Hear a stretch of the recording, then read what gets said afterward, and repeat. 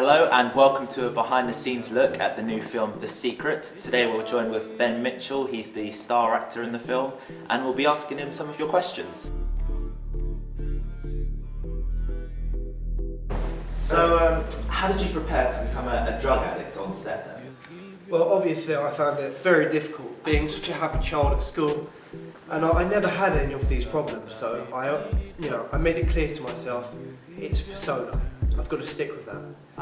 And yeah, I found it difficult at times, especially when my character was, had his family and his friends coming to him, asking for help.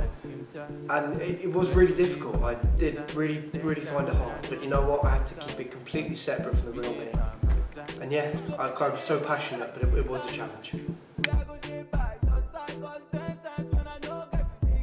You said earlier that you had trouble managing with your personas and struggling between your character and your real life person.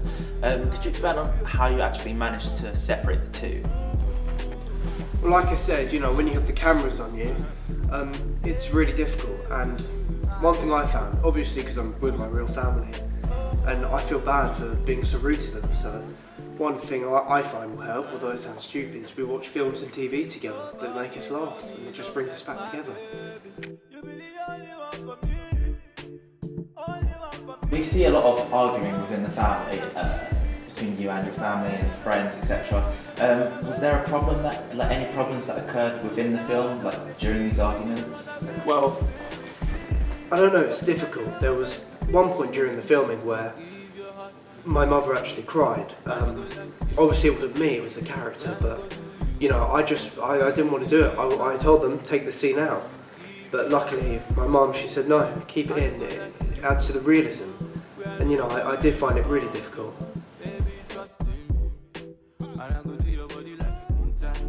Of course. So, considering all of these challenges that you've had, why would you take up this role? Is it important to you in some way?